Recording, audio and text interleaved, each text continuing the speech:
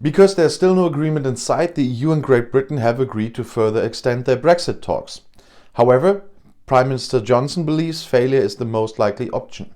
Not everyone on the island is thrilled that negotiations are continuing. One of the Brexit supporters, Sir John Redwood, warned in a tweet that a complex treaty that would tie Britain to the EU in many ways and thus hinder it was not the Christmas present the country needed. Many, however, are relieved that it's not over yet, but there is still a chance of a deal. The statement by EU Commission President Ursula von der Leyen sounded a little bit more positive than the one after dinner with Prime Minister Johnson last week's Wednesday can be heard.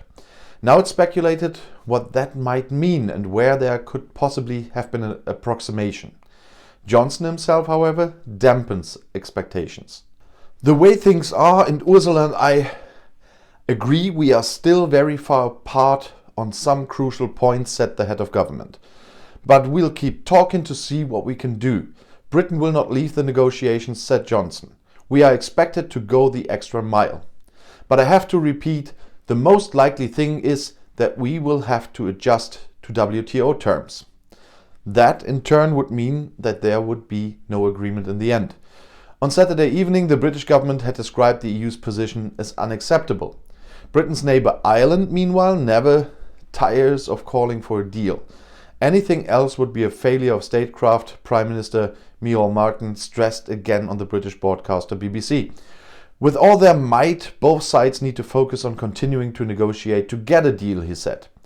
The competitive conditions remain a central point of contention in the negotiations. If the British government has its way, the UK should not be bound by EU standards in the long term. And the idea that the EU could impose tariffs on British products in the future in order to punish Great Britain for not wanting to adopt new EU standards is causing displeasure among the ruling Tories.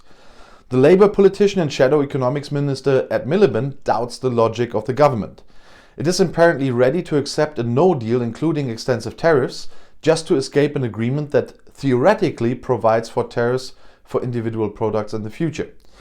That doesn't make any sense. It's like saying, my roof could leak in 5 years, then we'd better tear the house down right away, said Miliband. At the same time, Labour does not want to promise to support a deal in any case. The agreement will be read first, if there is one, they said. In the UK too, it is now suspected that MPs have to vote at Christmas. And if you want to stay informed, please subscribe to my channel, visit my other channels. I'll see you in my next video. Viel Spaß!